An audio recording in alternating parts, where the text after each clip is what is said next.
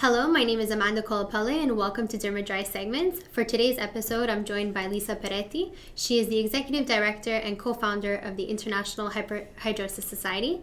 Thank you very much for meeting us today. Yes, you're welcome. I'm happy to be here. Thanks for the invitation. Oh, you're very welcome. So just going a little bit into hyperhidrosis and also getting to know about yourself a little bit, we would like to know how the Hyperhidrosis Society came about. So in 2003, I was working in a medical communications company. And prior to that, I was working in clinical research. So I really do love clinical research. I love science and I love innovation. And I also love marketing. So IHhS really is the combination of the two. But at that time, I saw that there was a new treatment in the publications that just us scientists read. There's a new treatment for hyperhidrosis. And I thought, I don't even know what this condition is, let alone a new treatment being brought about. So I did a little digging and I saw that it was largely unknown. And at that time, we all thought it was rare. So I thought, what a cool thing if I could bridge the gap between the people who need hope and help and those who are about to bring it forward. So bridging that gap, instead of it coming from a commercial standpoint, coming from a benevolent standpoint of unbiased, fair, trusted information. And so I started the International Hyperhidrosis Society in 2003 with a number of other physicians from around the world. Wow. And what is the values and missions of the organization? So, it's been 17 years now, and some things have changed and some things have very much stayed the same. So at the beginning, when we thought it was rare, we wanted to find out more about that. And it was considered so rare that there wasn't even a diagnosis code for physicians to note.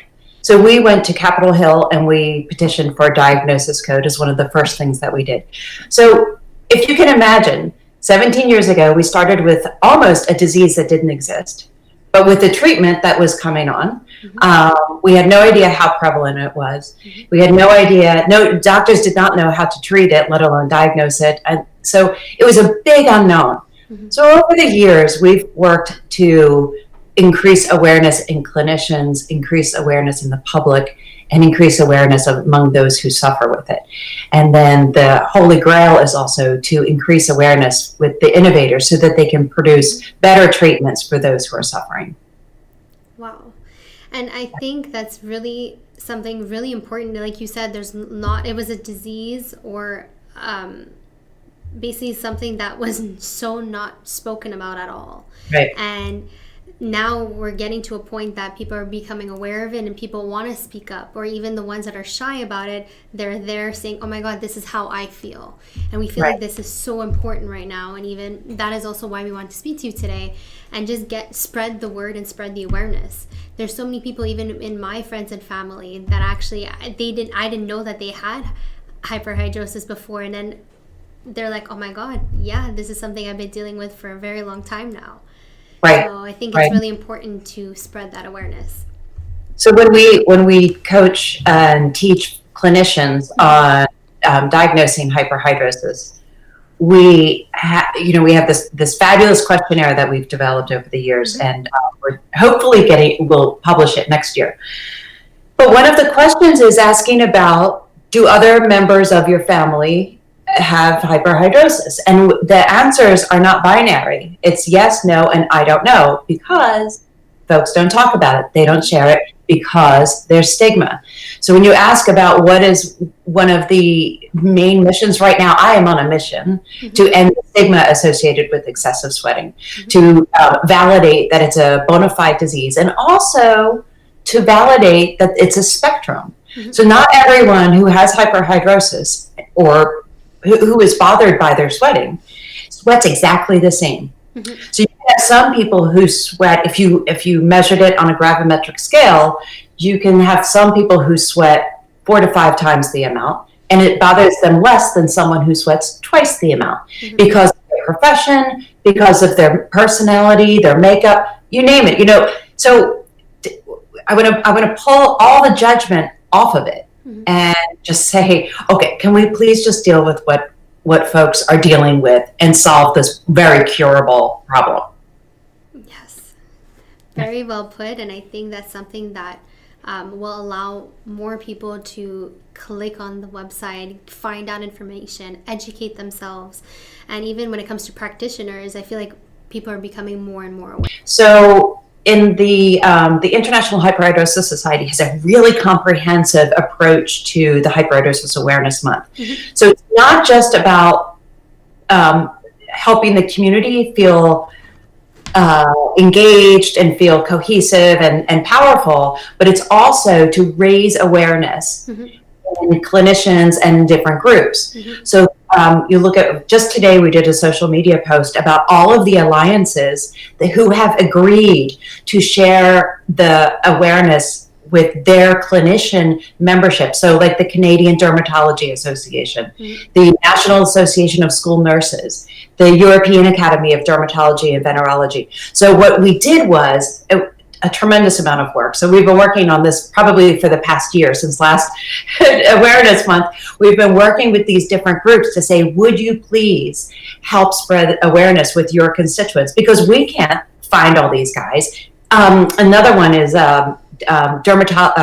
podiatry, because of sweaty feet. So they all these groups. So take a look at those groups and please join us in congratulating them in including our amplifying our voice to their constituents. It's huge. It's huge. I mean, tons of work went into it. So I had to shout out to my staff there. They worked tirelessly to, how it is, building relationships, right? Following up.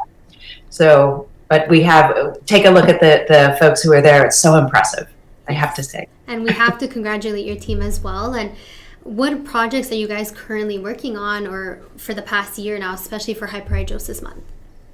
So for Hyperhidrosis Awareness Month, we've been able to announce some really cool things. So the first announcement we made, and this is like a big shout out and thank you to you guys, because you help support the over 550 kits going out to clinician practices in the US.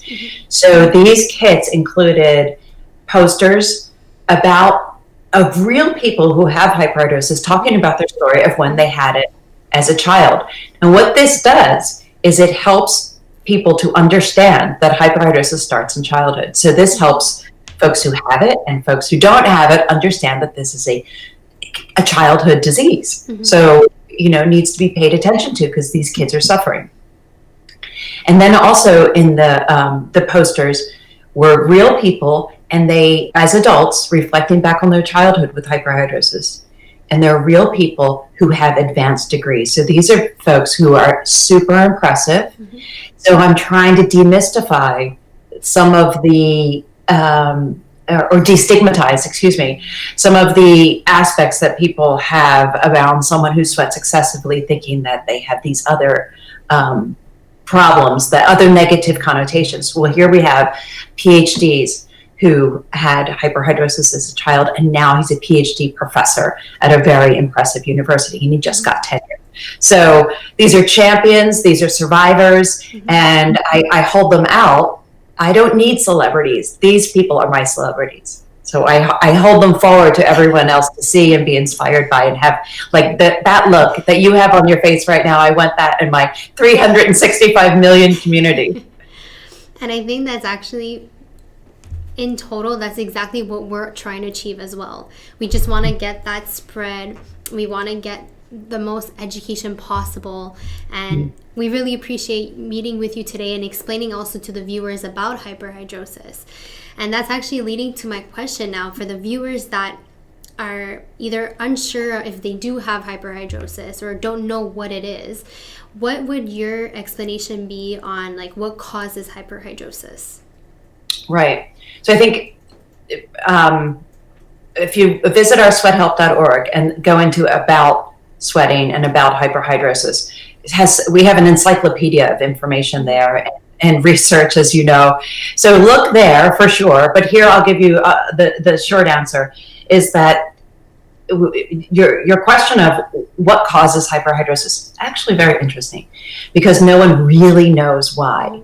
No one knows why, and that's why the treatments are so varied. That's why we used to have an illustration of this. It's really interesting, of all the treatment options and how the mechanism of action, if you will. So you have antiperspirants that clog the sweat duct. You have surgery that cuts the messages from the brain to the nerves. You have Botox that stops the messages right there at the nerve ending. So we don't know what turns on the switch for sweating and why it doesn't turn off in people who have hyperhidrosis. Is it overactive sweat glands? We don't know, but we don't think that it's too many sweat glands, and we don't think the sweat glands are larger. I've seen some products out there say that people have extra large sweat glands who have hyperhidrosis. That's not the case, and nor do they have more sweat glands. There's a neurologic pathway that's not clicking off.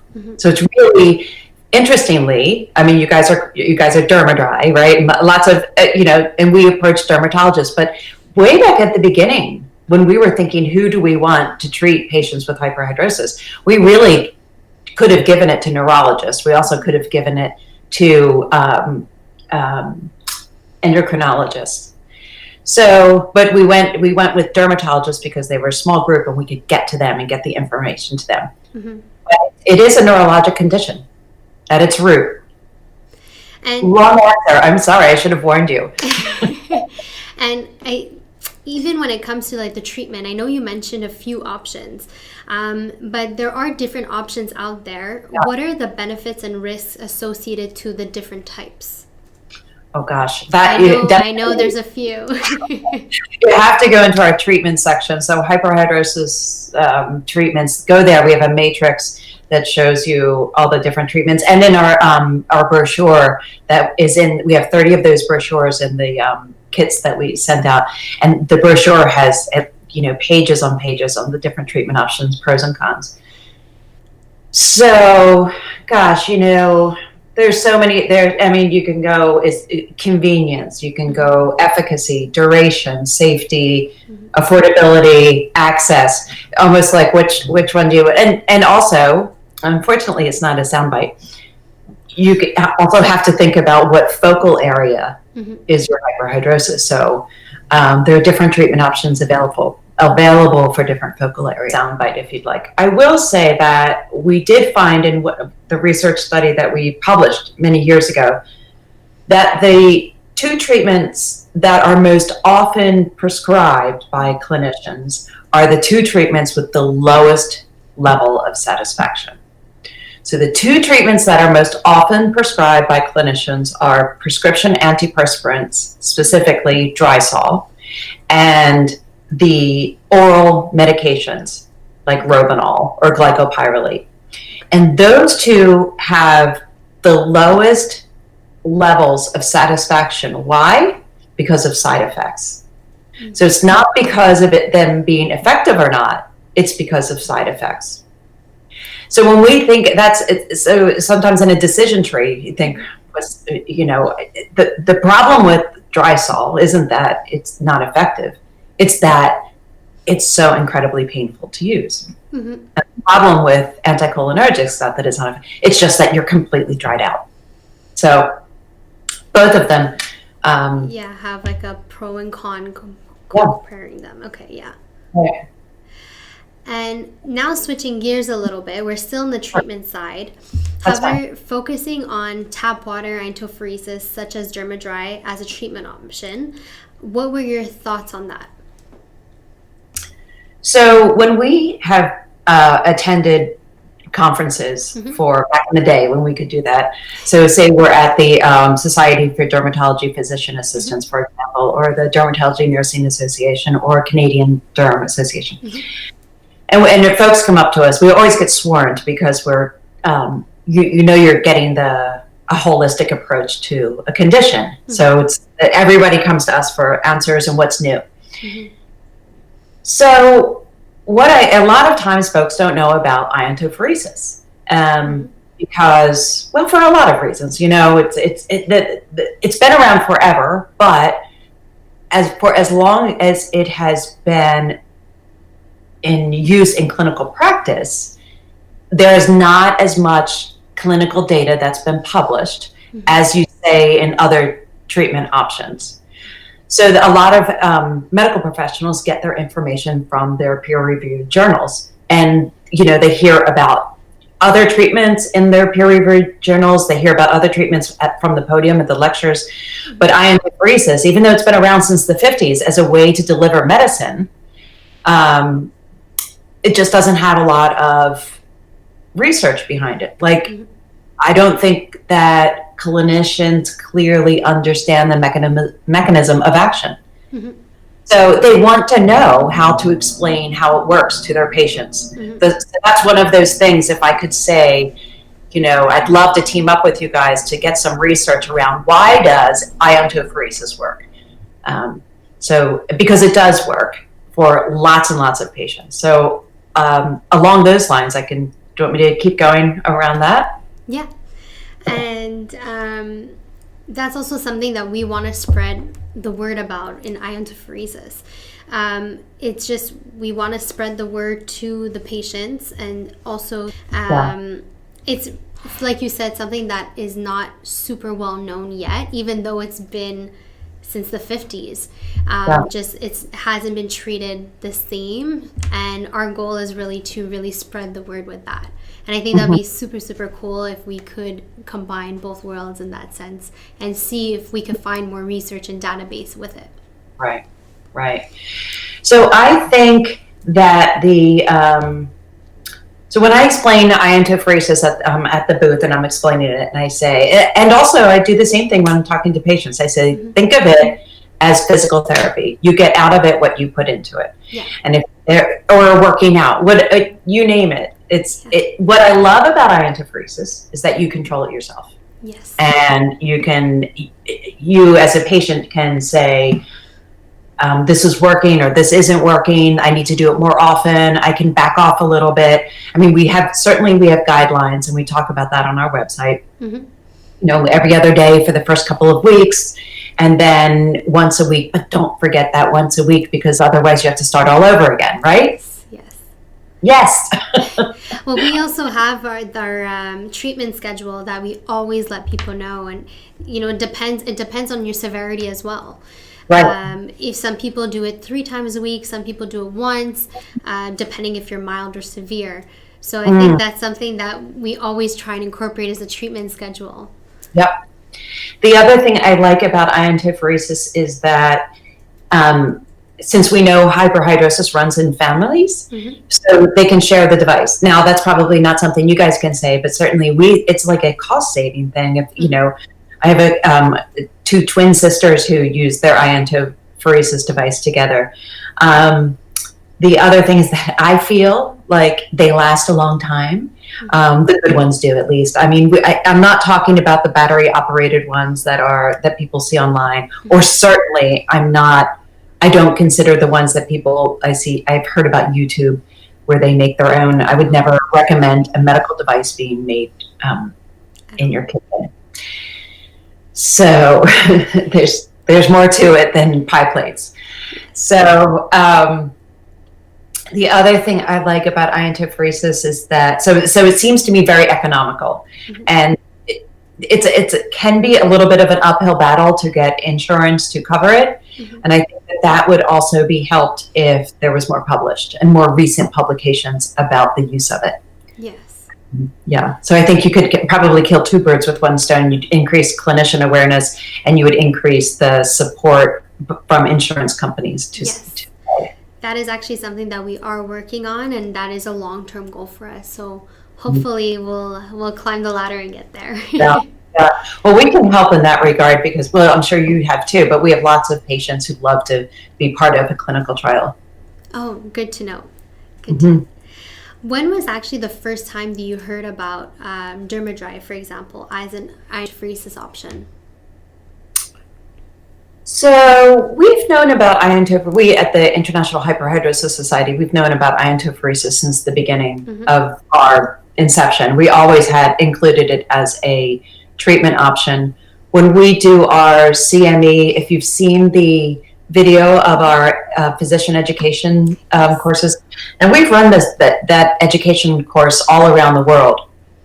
And to be clear, we can only do this when people support us, because we don't have anything to quote unquote sell. We're not selling iontophoresis devices. Mm-hmm. We're selling, support and care and teaching. Yes. So when we are able to get the support, we go and teach, and we even have clinicians put their hands in the iontophoresis device and test it out. Mm-hmm. We have a number of different devices all set up so they can compare and contrast the different brands. Mm-hmm.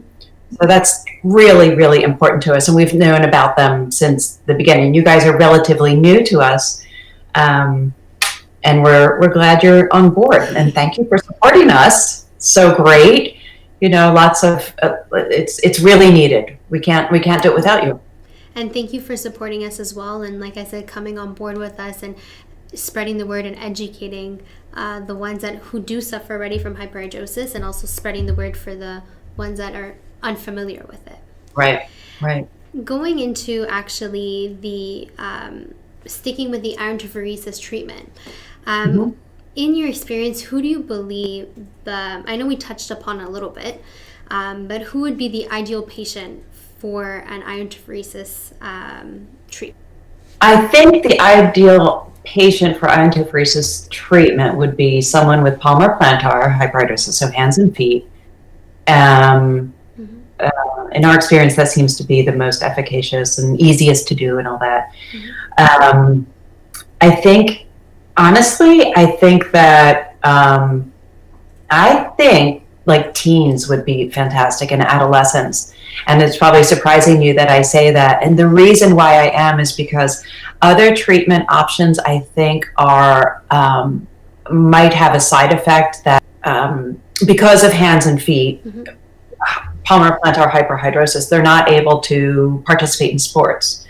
So it would be a good world if we were able to let these athletes and scholars mm-hmm. participate more fully, and they wouldn't have to worry about side effects, because iontophoresis is virtually side effect free unless you really don't listen to the instructions at all. And it's pretty easy to negate anything that could possibly happen, like a little bit of soreness on your skin at the waterline. That's really easy to negate. So I think that, especially, so say for, a football player, well, we don't want them to take oral medications because they could easily get overheated out on the field. Mm-hmm. So having them at home watching one TV show and they get their treatments done, it'd be a piece of cake. Mm-hmm.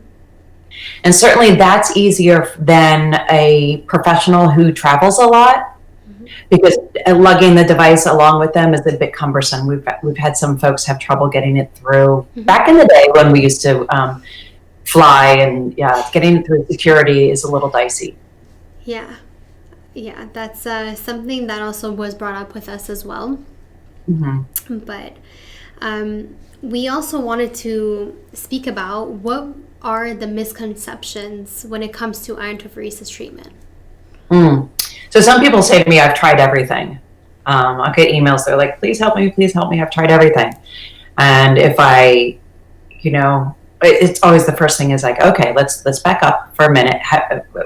Try everything. And nobody's ever really tried everything. And in each case, mm-hmm. there's a better way to do it. Each case, including iontophoresis. So in iontophoresis, what device did you use? How often did you use it? What kind of water did you use?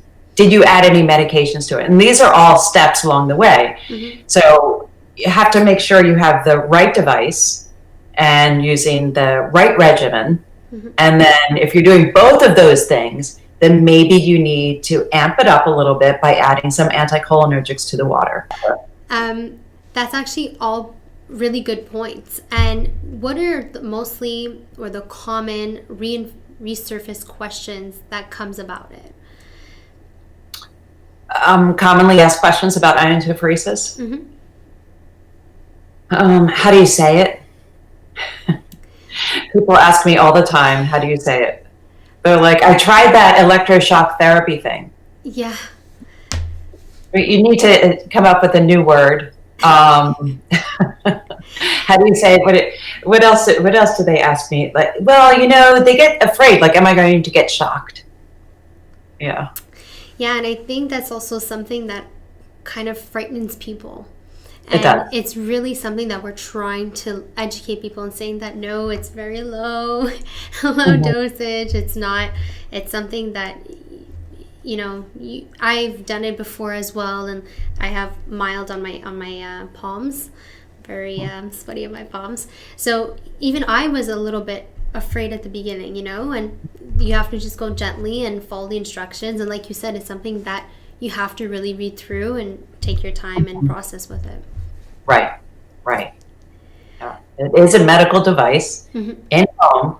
We always ask clinicians to have one in their office to kind of coach, but I know that's a tall ask because the doctor's offices are always so jammed with devices and so forth. And I understand they're not making millions on it. It's not like a cosmetic procedure. So we always try to make it as easy as possible for a clinician to provide care, which is why we love the kits. Because even in those kits, we also, I should have gone into it too, we have a welcome letter that we give them to send to their patients. We also have a questionnaire to help them go through and for the patients to go through their hyperhidrosis history. I think the only way that we were able to develop that is by being in this space for so long. Yeah. And that's something also that was brought up with us. We're also trying to educate even practitioners. We've done these tutorials or training. Now with COVID, it's obviously virtual training, and teaching them the procedure. If they would like to know more, if there's any questions that they may have or questions that the patient may ask. So that's something that we're also trying to develop as well. Always linking back with spreading the awareness, but also educating them on the procedures and step by step. When we used to have our in-person masterclass, even as recently as 2019, we had it at George Washington University, where we had and that's where you'll see the video of us there doing it. And for everyone who was there, they all, like I said, hands in, iontophoresis, and then they also, some of them right then and there ordered a device, which was great. And but also to be known is in the clinician finder on sweathelp.org, if you sweathelp.org/search, if you look for a clinician who is IHhS educated, that means that they're familiar with iontophoresis because they were in our class. So that's kind of a shortcut to know that you'll see a clinician who is familiar with iontophoresis, and they won't ask you, how do you say that? What is that? Yes. And I think that's actually a great point. For you. I'm sorry. No, go ahead. Sorry. Well, it's important that they write a prescription for it too. Yes. And actually, that's a great point because not many people know about that code. Usually people focus on the MD or the derm or so it's really important that the viewers could actually look at that code as well. Right. And we have iontophoresis insurance help is there also. So if you ever have something that you know of for Canada, I don't know if it is even matters there, or in the US, we are happy to collaborate and put up, share the information. And in 2021, we hope that we'll have an online masterclass where you'll see iontophoresis has a whole module. That's amazing and good to share, and we'll definitely be sharing that as well. Linking back now, going back to when we were talking about the treatment schedule. What are the effects when it comes to maintaining a proper iontophoresis treatment schedule? We know that it is difficult, right? Like we mentioned before, but what can you give us tips and tricks for the viewers? So, everybody is different. Everybody is different. So their reaction to it is different. Some people might need 3 treatments a week to get started. Other people only 2. Some people might get skin irritation if they 3. So I'm sure on your website you have tips and tricks for your specific device, because I know different devices are different. The other thing is working with a very astute clinician is really important. Like Dr. Glazer in St. Louis is just amazing for iontophoresis here in the US. And she has great tips that she has learned. She's a constant student. She's wonderful that way.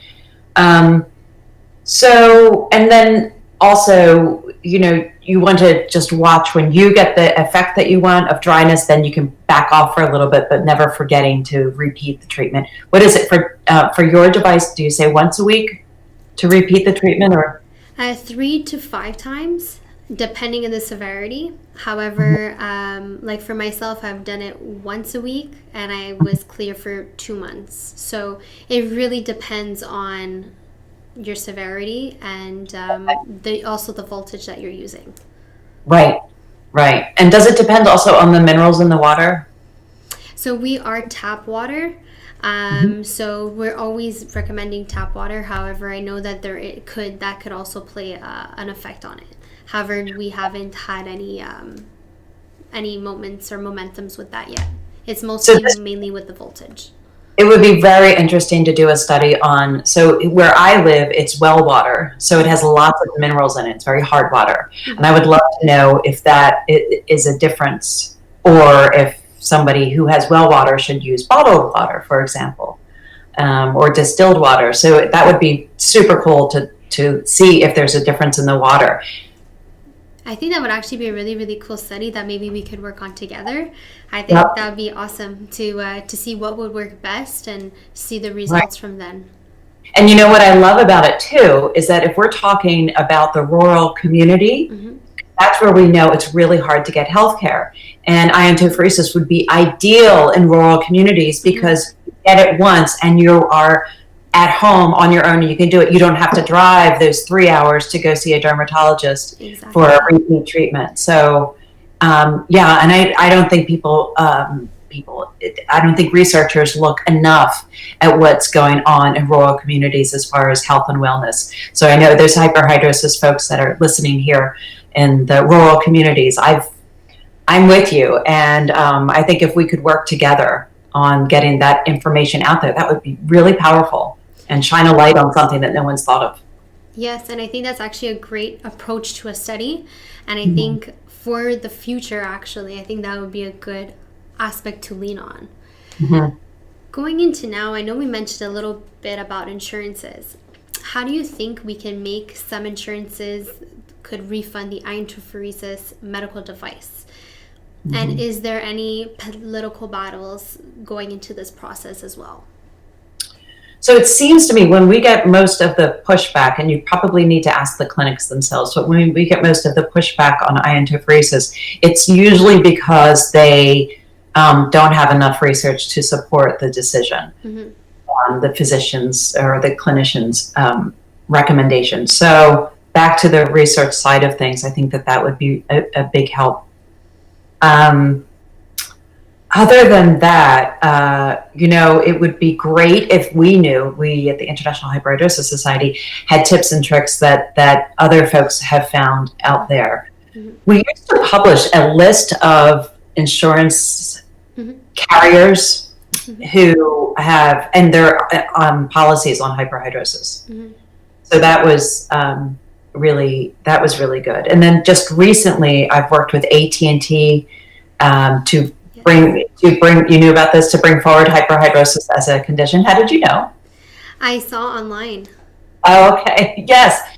So it came forward as a disability in AT&T, and they provide accommodations, and I help them determine what these accommodations are. Because if you don't have hyperhidrosis, you don't know how to help someone who does.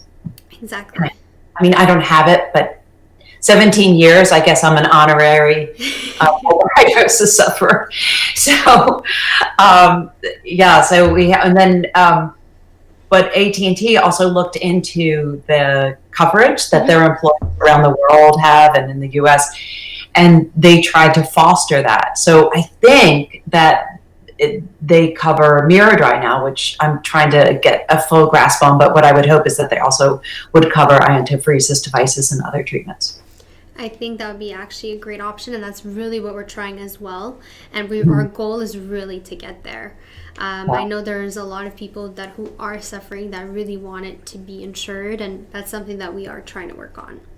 Yeah, but even if I know insurance is tough. I mean, maybe you guys can even help in that regard as far as doing payment plans and so forth. That, I mean, a lot of cosmetic companies do that too. You know, you have different, and also you're on our website, and I think there was a coupon code there and so forth. But yeah, if you looked at the long-term cost of hyperhidrosis and looked at the different treatment costs, or you know, when is the break even for your treatment versus other ones, you know, and I think your treatment is fiscally very responsible. If it works, then I feel like the folks who use it can have a great option at their fingertips. Yes. So hopefully one step at a time, and we'll eventually get there for the near future, and hopefully we can do that some way together. I think that would be a great way to build for that for them. And like we were mentioning a little bit before, excessive sweating / hyperhidrosis is considered a taboo subject. Not a lot of people feel comfortable talking about it. Not even with their doctors. How do individuals approach you towards this topic? Are they very timid and shy? Is there anything that you let them know? How do you calm them down? Is there things that you could let us know on what you do? So when people approach me about hyperhidrosis, whether in person or online, they are always really emotional. So they could be jubilant. I literally had someone like run across a hotel lobby and hug me because I gave him my card. I knew he had hyperhidrosis, and we were just chatting, and he walked away and looked at the card and was like, "Oh my gosh, that's Lisa Pieretti." And he came running back, and he's like, "I've had it my whole life. My kids have it." So he was jubilant. We're still friends, and I'm still helping him in his journey. And then I have other folks who are really hit hard by it, and they are devastated by the impact it's had on their life, and some, you know, consider self-harm and suicide. So it's the gamut. So folks can be jubilant. Everyone's glad that they find the IHhS. That hands down always happens, which is the joy of my work. But at the same time, it's, you know, finding the International Hyperhidrosis Society is like getting on a speedway to healing in hyperhidrosis. So they're always so happy they got there, and at the same time, it's like, okay, let's get going. Let's get to work. So I don't usually. It's not difficult for me to. I don't have to calm them down. I'm with them on the ride. You know. And I think that's beautifully said, in a sense of you're enjoying the moments that they're so appreciative, and then the moment and the ones that is going through a difficult time, you're there to understand and help and guide them to what they need. And there are a lot of patients, even with us, that explain to us their anxieties and some of them their depressions, and that's why it's really important to even try and speak up a little bit, either with a physician, a psychologist, a family, a friend, a doctor, someone that you kind of could lean on, and just kind of explain a little bit, because sometimes people go into their little cocoon and they don't want to get out. For sure. And when you're dealing with a stigmatized disease like we are, it's shame-based. And the reason why it's shame-based is because those who don't have hyperhidrosis see someone who has it, and they're like, well, just stop sweating. Just stop doing what you're doing. And you can't do that. So then you turn inward, and especially, remember, everybody gets this when the hyperhidrosis community starts when they're wee. So when you're just a little kid, you're powerless as it is, and then you're powerless to stop this thing that is so humiliating. That is what creates this shame-based condition. And what happens from there? You don't want to talk about it to anyone. You hide it. You go into hiding. And it's this loop. And our job is to break the loop. We have to break this cycle of shame. So that's why we educate the public. And then we break the cycle of going and talking to a clinician and getting dismissed and getting turned away. That's like when you finally have the courage to ask someone and they say, I don't know what you're talking about, or, oh, you'll grow out of it. 50% of people with hyperhidrosis wait 10 years or more before they ever ask for care. And many never do. Many never do. So our job is we have to bring this together. And one of the most important things, I think, is to go to a clinician who knows what hyperhidrosis is. Otherwise, they won't know. If they don't know, then they're going to reaffirm the negative connotations that you have, that something's quote unquote wrong with you. No. Yeah, and that's one of the founders of Dermadry. That's how Dermadry came about. He was so shy, and I know you kind of mentioned it a little bit before, but he was actually trying to make an at-home device. And he was so embarrassed. He was timid, shy, and finally creating something that he was able to share his experience with opened them up a little bit, and he feels a lot more comfortable now. Obviously, it's been years, but it's something that at least he felt happy about. And I think that individuals are actually just need to find that one person to guide them on that proper path, and it comes a ripple effect. Yep, that's true.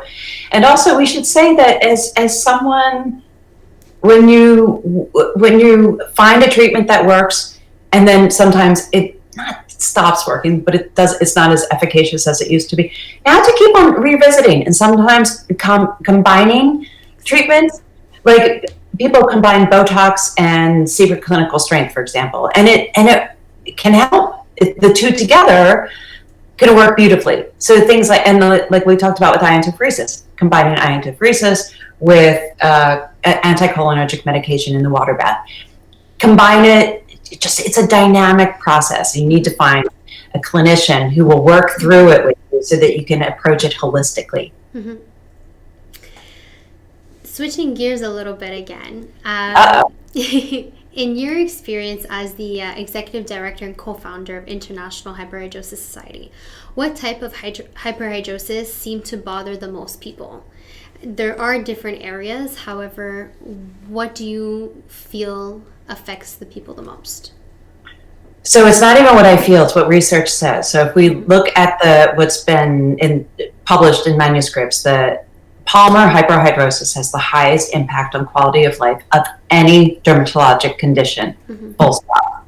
That includes inpatient psoriasis. That includes skin cancer. So Palmar hyperhidrosis, published, fully proven, it has the biggest impact. And why? Think about it for a second, and you probably already know this, but this is something that I tell the FDA, I tell clinicians, because they need to hear that this is the one dermatologic condition that has a functional impairment. So if I have sweaty palms, I can't write, I can't hold a steering wheel, I can't get fingerprinted for my teaching job or for my nurse job. So there's so many impacts that it has in your life overall. It's not just uncomfortable or, it's so much more than that. And I think that's why it puts it in another class. Palmar hyperhidrosis is in a class all by itself, I think. And the same thing, even writing. Sometimes I know, when you're writing and then, you're sweating and your ink is kind of linking through and you're like, oh boy. Right. You're smudging all the paper and shorting out your keyboards, can't use your phone. I say this too. I was recently at a big conference and I was explaining how you can't even use your cell phone. So in case of emergency, can't dial 911 because your fingers aren't all sweaty. It's really bad. So it's I think it's an urgent need to take care of people with Palmar hyperhidrosis. Remembering too, most folks with Palmar hyperhidrosis, most of these kids and adolescents, there's nothing else wrong. There's nothing else that's a barrier to their realizing their potential and their greatness. What are your hopes for hyperhidrosis when it comes to research and development, particularly regarding iontophoresis treatment? Right now, we're doing some very important research in the impact of hyperhidrosis on the pediatric population. Mm-hmm. It's never been done before. So you'll see in the research literature that I'm one of the authors, and I designed the research. So you'll see that being published quite a bit. And it's getting a ton of attention because the impact is far greater than we thought. Mm-hmm. The other thing that we're finding out is that night sweating is a big factor for people, and the folks are getting a little bit confused, which is why please tell people to look at primary versus secondary hyperhidrosis. Mm-hmm. Understanding the two types is really important for the treatment journey because they're two divergent paths. So what additional research would I like? We have a proposal that we are hoping to do, which is understanding the impact of and the life experience of people who are not white who have hyperhidrosis. So, like for the black and brown population having hyperhidrosis, we have a hypothesis that there's a different journey, and we want to research that and we want to address that so that the journey of the black and brown hyperhidrosis sufferer is made smoother. And that is something we want to do in 2021, and hopefully you guys will support that research project. Yes, and I think that's actually very interesting. And there was, I know, research done in, I believe, in the Asian culture. Mm-hmm. However, I think it would be super interesting to look at that as well and seeing on how we could help and support. Right. And including too, like, we already have the skin of color. I think I might have the name wrong, but it's a dermatologic society specifically for skin of color, and they support us in this research. So they'll be partnering with us, and it will be completely driven by non-white people. So those folks will drive the conversation and drive the solutions for it as well, and then together we will implement it. Well, I think that's going to be a great. Before we end off, do you have any final thoughts you would like to share in your experience with any hyperhidrosis patients, any stories, anything that you want to throw to the viewers and help spread the word? Well, I mean, I hope everyone subscribes to our newsletter, of course, because we have such great information coming out all the time. Mm-hmm. We have clinical studies that and other research that we ask for folks to be involved in. The research that you and I are talking about can only happen if our community steps up. Yeah. I think also to remember that the International Hyperhidrosis Society is an independent, unbiased charity. And as such, we rely on donations and support from the community. And there's so many ways to support it, from employee matching programs. Like, I challenge every company out there who makes, including yours, who makes something for hyperhidrosis to have an employee matching. So if an employee gives $1 to the International Hyperhidrosis Society, that the company will too. I think that is like perfect philanthropy.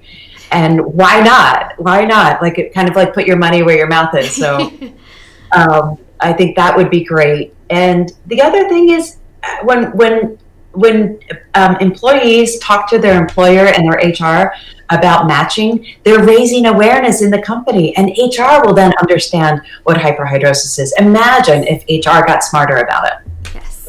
Yeah, that would be right. Yes, there are a few actually here in Montreal that we've been speaking with in different industries. Yes, and there's one that actually works in HR and who does suffer from hyperhidrosis, and he is actually, we're trying to work on something with him to see on how we could spread the word. And there are people that need to be aware and take care of the employees. I think it's something that is in the works and that will come for the future.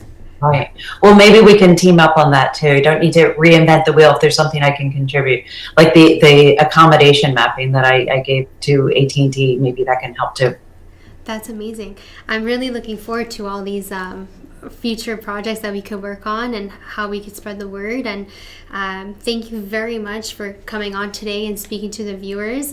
It was a really pleasure meeting you and pleasure speaking with the viewers, and hopefully we could help spread the word.